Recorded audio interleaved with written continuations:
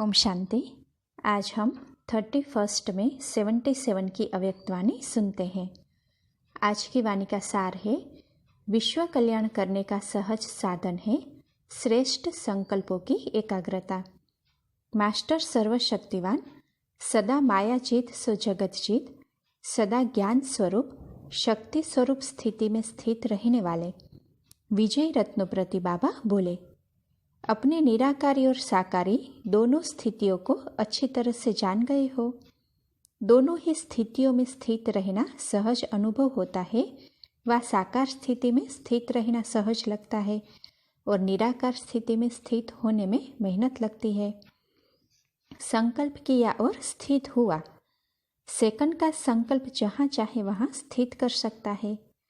संकल्प ही ऊंच ले जाने और नीचे ले आने की रूहानी लिफ्ट है, जिस द्वारा चाहे तो सर्वश्रेष्ठ अर्थात ऊंची मंजिल पर पहुंचो, अर्थात निराकारी स्थिति में स्थित हो जाओ, चाहे आकारी स्थिति में स्थित हो जाओ, चाहे साकारी स्थिति में स्थित हो जाओ। ऐसे प्रैक्टिस अनुभव करते हो। संकल्प की शक्ति को जहाँ चाहो वहाँ लगा सकते हो, क्योंकि आत्मा मालिक है इन सूक्ष्म शक्तियों की। मास्टर सर्वशक्तिवान अर्थात सर्व शक्तियों को जब चाहे जहाँ चाहे जैसे चाहे वैसे कार्य में लगा सकते हैं। ऐसा मालिकपन अनुभव करते हो। संकल्प को रचने वाले रचता स्वयं को अनुभव करते हो। रचना के वशीभूत तो नहीं होते हो। ऐसा अभ्यास है जो 1 सेकंड में जिस स्थिति में स्थित होने का डायरेक्शन मिले उसी स्थिति में सेकंड में स्थित हो जाओ। ऐसी प्रैक्टिस है। वह युद्ध करते ही समय बीत जाएगा। अगर युद्ध करते हुए समय बीत जाए, स्वयं को स्थित न कर सको, तो उसको मास्टर सर्वशक्तिवान कहेंगे व क्षत्रिय कहेंगे। क्षत्रिय अर्थात चंद्रवंशी। वर्तमान समय विश्व कल्याण करने का सहज साधन अपने श्रेष्ठ संकल्प के एकाग्रता द्वारा सर्व आत्माओं की भटकती हुई बुद्धि को एकाग्र करना है। सारे विश्व की सर्व आत्माएं विशेष यही चाहना रखती है कि भटकी हुई बुद्धि एकाग्र हो जाए व मन चंचलता से एकाग्र हो जाए। यह विश्व की मांग व चाहना कैसे पूर्ण करेंगे? अगर स्वयं ही एकाग्र नहीं होंगे तो औरों को कैसे कर सकेंगे? इसीलिए एकाग्रता अर्थात सदा एक बाप दूसरा न कोई, ऐसे निरंतर एक रस स्थिति में स्थित होने का विशेष अभ्यास करो। उसके लिए जैसे सुनाया था, एक तो व्यर्थ संकल्पों को शुद्ध संकल्पों में परिवर्तन करो।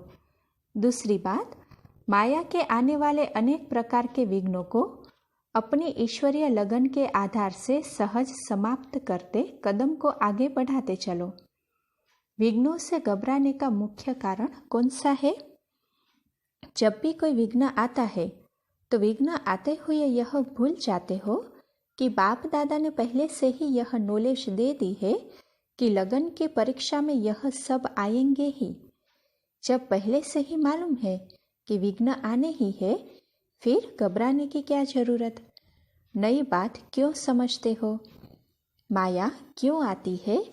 व्यर्थ संकल्प क्यों आते हैं? बुद्धि क्यों भटकती है? वातावरण क्यों प्रभाव डालता है? संबंधी साथ क्यों नहीं देते हैं? पुराने संस्कार अब तक क्यों इमर्ज होते हैं? यह सब क्वेश्चन विघ्नों को मिटाने के बजाय बाप की लगन से हटाने के निमित्त बन जाते हैं। क्या यह बाप के महावाक्य भूल जाते हो कि जितना आगे बढ़ेंगे उतना माया भिन्न भिन्न रूप से परीक्षा लेने के लिए आएगी, लेकिन परीक्षा ही आगे बढ़ाने का साधन है, न कि गिराने का। क्योंकि कारण के निवारण के बजाय कारण सोचने में समय गवा देते हो, शक्तियाँ गवा देते हो। कारण के बजाय निवारण सोचो और निर्विघ्न हो जाओ। क्यों आया नहीं, लेकिन यह तो आना ही है, इस स्मृति में रहने से समर्थी स्वरूप हो जाएंगे। दूसरी बात, छोटे से विघ्नों को क्यों के क्वेश्चन उठने से व्यर्थ संकल्पों की क्यू लग जाती है और उसी क्यू को समाप्त करने में काफी समय लग जाता है। इसीलिए मुख्य कमजोरी है जो ज्ञान स्वरूप अर्थात नॉलेजफुल स्थिति में स्थित होते हुए विघ्नों को पार नहीं कर पाते हैं। ज्ञानी हो लेकिन ज्ञान स्वरूप होना है। वातावरण प्रभाव क्यों डालता है, उसका भी कारण। तो देखो बाबा क्या कहते, अपने पावरफुल वृत्ति द्वारा वायुमंडल को परिवर्तन करने वाले हैं, यह स्मृति भूल जाते हो। जब कहते ही हो विश्व परिवर्तक है, तो विश्व के परिवर्तन में वायुमंडल को भी परिवर्तन करना है। अशुद्ध को ही शुद्ध बनाने के लिए निमित्त हो।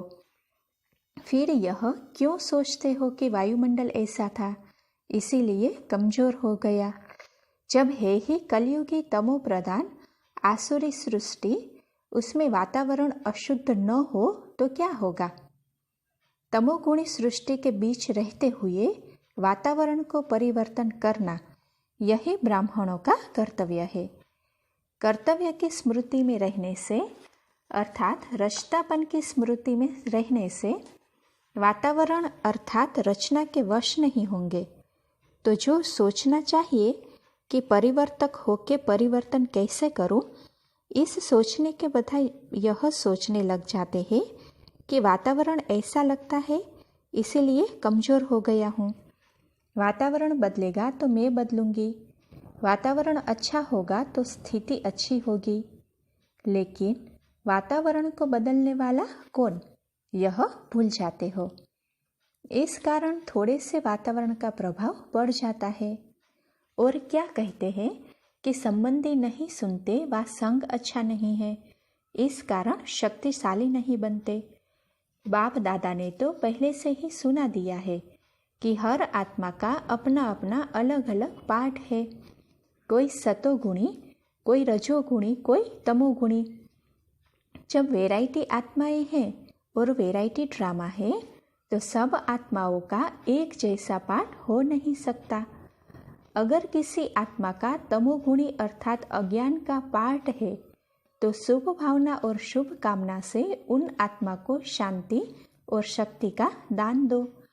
लेकिन उसी अज्ञानी के पाठ को देख अपनी श्रेष्ठ स्थिति के अनुभव को क्यों भूल जाते हो? अपनी स्थिति में हलचल क्यों करते हो? साक्षी हो पाठ देखते हुए, जो शक्ति का दान देना है वह दो, लेकिन घबराओ मत। अपने सतोप्रधान पाठ में स्थित रहो। तमोगुणी आत्मा के संग के रंग का प्रभाव पड़ने का कारण है सदा बाप के श्रेष्ठ संग में नहीं रहते। सदा श्रेष्ठ संग में रहने वाले के ऊपर और कोई संग का रंग प्रभाव नहीं डाल सकता। तो निवारण का सोचो। और क्या कहते, हमारे संबंधी के बुद्धि का ताला खोलो।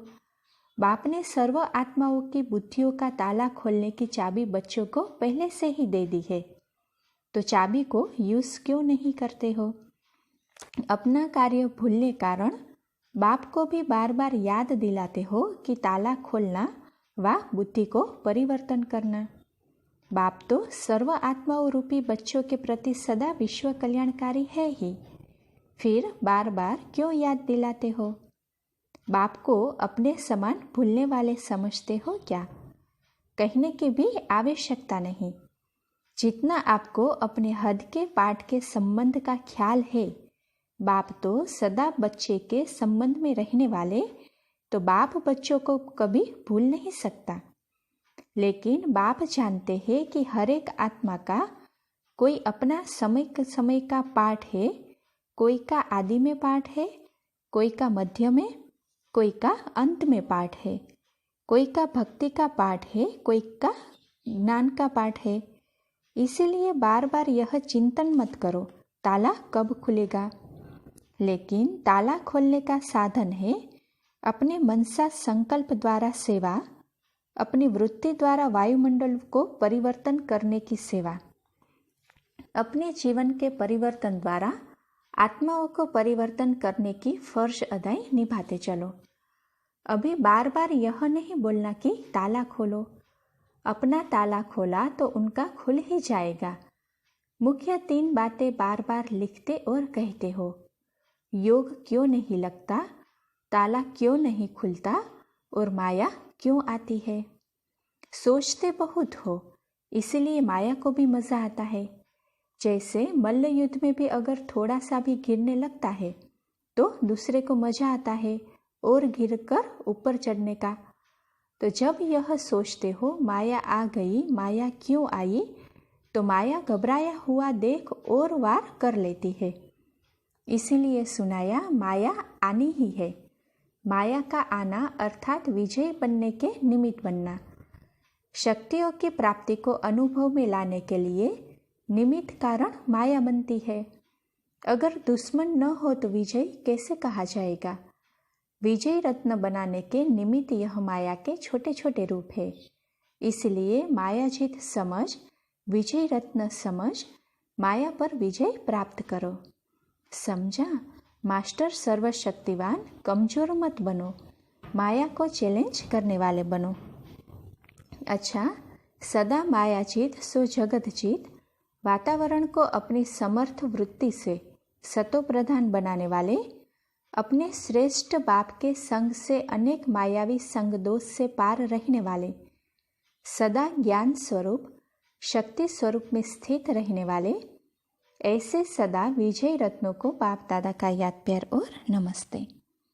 अभी पार्टियों के साथ मुलाकात है, वह सुनते हैं। संगम युग का बड़े ते बड़ा खजाना कौन सा है? सबसे बड़े ते बड़ा खजाना है अतीन्द्रिय सुख, जो किसी भी युग में प्राप्त नहीं हो सकता। सतयुग में भी अतीन्द्रिय सुख का वर्णन नहीं करेंगे। यह अति इंद्रिय सुख अब का ही खजाना है। इस खजाने का अनुभव है। जो सबसे बढ़िया चीज होती है या अच्छी लगती है उसको कभी भूला नहीं जाता। अतीन्द्रिय सुख बड़े ते बड़ा और अच्छे ते अच्छा खजाना है, तो सदा याद रखना चाहिए। याद अर्थात अनुभव में आना। जो इस अनुभव में रहेंगे वह इंद्रियों के सुख में नहीं होंगे। जो सदा अतीन्द्रिय सुख में नहीं रहते वह इंद्रियों के सुख की तरफ आकर्षित हो जाते। इंद्रियों के सुख के अनुभवी तो हो ना। उस अल्पकाल के सुख में भी दुख भरा हुआ है। जैसे आजकल कड़वी दवाई के ऊपर मीठा बोर्ड लगा देते हैं, तो यह इंद्रियों का सुख दिखाई सुख देता, लेकिन है क्या? जब समझते हो दुख है, फिर उनकी आकर्षण में क्यों आते? सदा अपने को विशेष पाठधारी समझ पाठ बजाते हो। जो विशेष पाठधारी होते हैं उनकी हर एक्ट विशेष होती है। तो आपका भी हर कर्म के ऊपर इतना अटेंशन है। कोई भी कर्म साधारण न हो। साधारण आत्मा जो भी कर्म करेगी वह देह अभिमान से, विशेष आत्मा देही अभिमानी बन कर्म करेगी। देही अभिमानी बन पाठ बजाने वाले की रिजल्ट क्या होगी? वह स्वयं भी संतुष्ट और सर्व भी उनसे संतुष्ट होंगे। जो अच्छा पाठ बजाते तो देखने वाले वंस मोर करते, तो सर्व का संतुष्ट रहना अर्थात वंस मोर करना। फिर स्वयं से संतुष्ट रहना बड़ी बात नहीं, लेकिन स्वयं संतुष्ट रहकर दूसरों को भी संतुष्ट करना, यह है पूरा स्लोगन। वह तब हो सकता जब देही अभिमानी होकर विशेष पाठ बजाओ। ऐसा पाठ बजाने में मजा आएगा, खुशी भी होगी। सदा स्वयं के श्रेष्ठ स्वमान मास्टर सर्वशक्तिवान के स्मृति में रहते हो। सबसे श्रेष्ठ स्वमान कौन सा है? मास्टर सर्वशक्तिवान। जैसे कोई बड़ा ऑफिसर व राजा होता, जब वह स्वमान की सीट पर स्थित होता तो दूसरे भी उससे सम्मान देते। अगर स्वयं सीट पर नहीं तो उसका ऑर्डर कोई नहीं मानेगा। तो ऐसे ही जब तक आप अपने स्वमान की सीट पर नहीं, तो माया भी आपके आगे सरेंडर नहीं हो सकती, क्योंकि वह जानती है यह सीट पर सेट नहीं है। सीट पर सेट होना अर्थात स्वयं को मास्टर सर्वशक्तिवान समझना। संगम युग ही प्रत्यक्ष फल देने वाला है। सतयुग में संगम युग का ही फल चलता रहता। संगम पर 1 का 100 गुना भर करके प्रत्यक्ष फल मिलता है। सिर्फ एक बार संकल्प किया मैं बाप का हूँ, तो अनेक जन्म एक संकल्प के आधार पर फल प्राप्त होता रहता है। एक बार संकल्प किया मैं मास्टर सर्वशक्तिवान हूँ, तो मायाजीत बनने के, विजय बनने के नशे का अनुभव होगा। प्रत्यक्ष फल संगम युग पर ही अनुभव होता। जैसे बीज बोया जाता है तो फल मिलता है ना, ऐसे संकल्प करना व पुरुषार्थ करना, यह है बीज, और उसका फल एक का पदम गुणा मिल जाता है। तब तो संगम की महिमा है। सबसे बड़े ते बड़ा संगम युग का फल है जो स्वयं बाप प्रत्यक्ष रूप में मिलता। परमात्मा भी साकार रूप में, साकार मनुष्य रूप में मिलने आता। इस फल में और सब फल आ जाते। अच्छा, ओम शांति।